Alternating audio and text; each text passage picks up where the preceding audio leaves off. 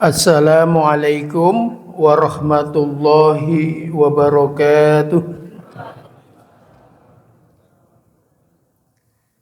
Alhamdulillahi rabbil alamin.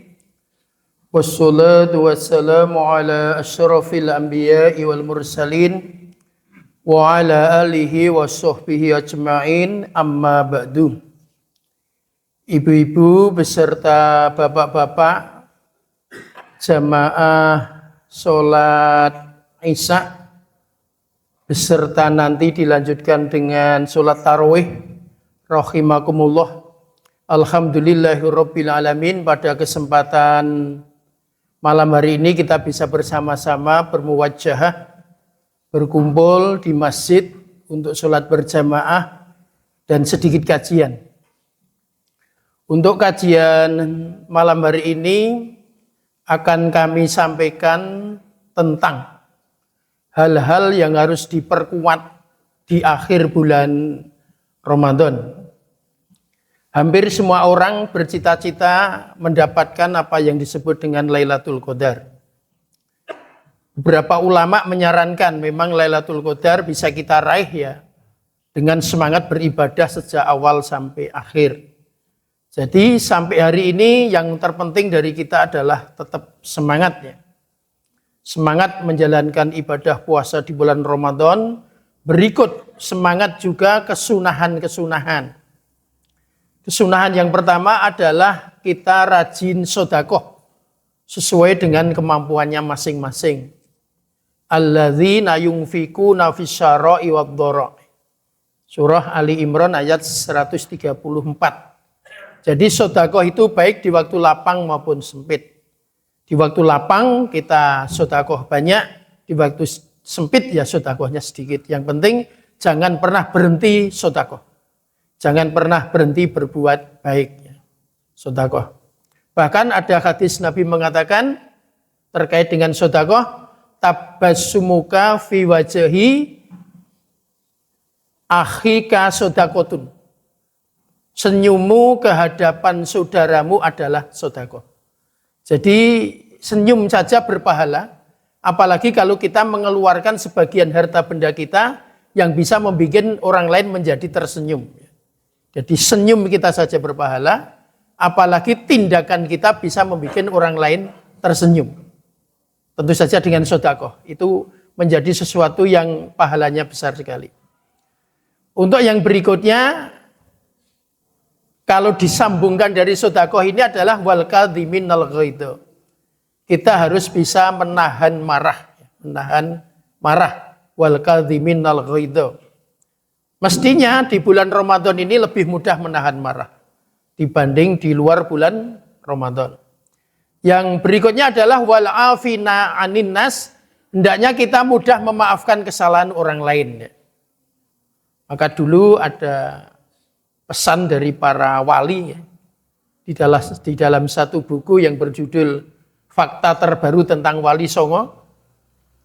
Itu jadilah orang yang pemberani mengajak ke masjid, pemberani mengajak tadarus, pemberani untuk mengajak infak, itu pemberani. Bukan penakut ya, bukan penakut. Yang kedua, halus, cara ngajaknya itu halus. Tidak boleh kasar, apalagi sampai kita menjelek-jelekan.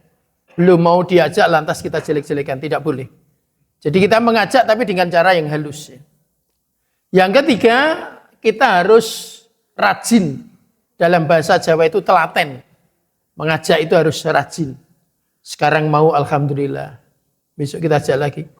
Atau sekarang belum mau, sepekan lagi kita ajak. Sepekan lagi belum mau, sebulan lagi kita ajak. Bulan ini belum mau, ya bulan depan. Tahun ini belum mau, tahun depan. Dan kita tidak boleh berhenti untuk mengajak. Jadi Nabi kita sukses juga karena rajin mengajak kepada orang lain. Jadi kita mengajak. Berikutnya adalah pemaaf. Ya. Wali Songo itu menjadi sukses karena pemaaf. Kalau yang diajak itu mau, alhamdulillah. Tidak mau, tidak apa-apa. Kalau yang diajak itu menjawab dengan perkataan yang baik, alhamdulillah. Kalau yang kita ajak itu ternyata malah berkata-kata kotor, kita maafkan. Jadi kita maafkan. Jangan sampai terlantas kita menjadi pendendam. Jadi tidak ada tuntunan di dalam Islam kita menjadi pendendam. Ibu-ibu beserta bapak yang kami hormati. Jadi yang selalu mengikuti bulan Ramadan ataupun ibadah puasa di bulan Ramadan, pertama adalah sedekah. Yang kedua adalah membaca Al-Quran. Ya, hendaknya membaca Al-Quran di bulan Ramadan ini menjadi prioritas kita. Kalau perlu waktunya kita tambah. Syukur membacanya bisa warattilil Qur'ana tartila, bisa ada ilmu tajwidnya. Bisa kita terapkan hukum-hukum yang ada di dalamnya.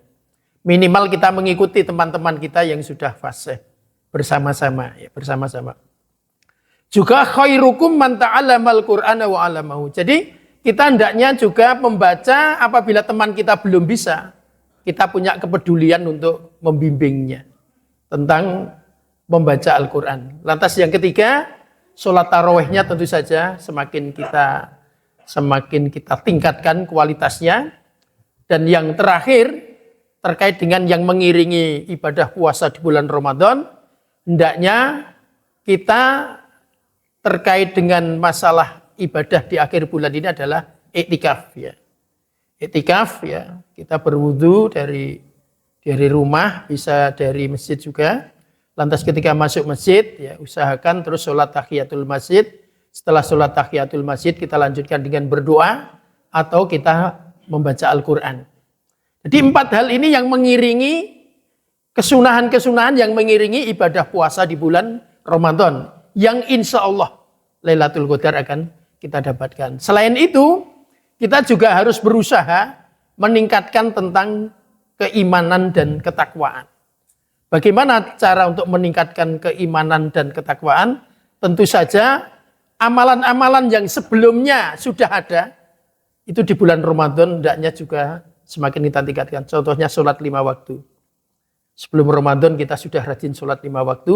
Ketika masuk bulan Ramadan hendaknya diusahakan semaksimal mungkin sholatnya dilaksanakan berjamaah di masjid.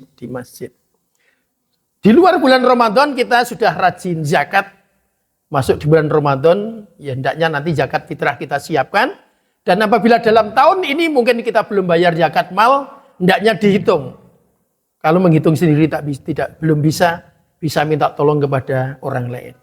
Sekarang sudah ada edaran, dari berbagai perguruan tinggi, dari berbagai lembaga Islam, bahwa memang bisa dihitung dari emas.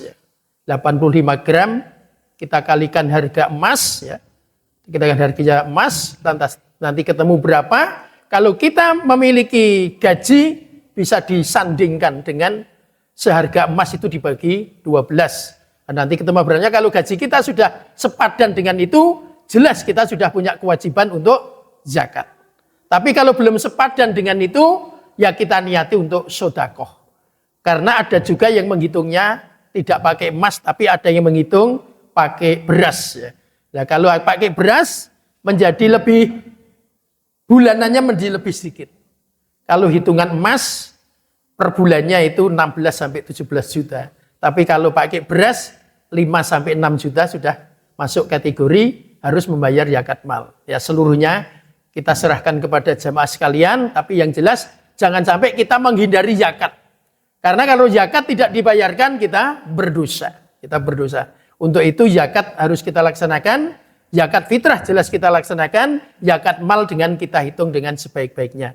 Mudah-mudahan dengan kita melaksanakan kesunahan-kesunahan, mengiringi puasa di bulan Ramadan ini bisa menjadikan kita nantinya mendapatkan Lailatul Qadar. Amin ya rabbal alamin. Assalamualaikum warahmatullahi wabarakatuh.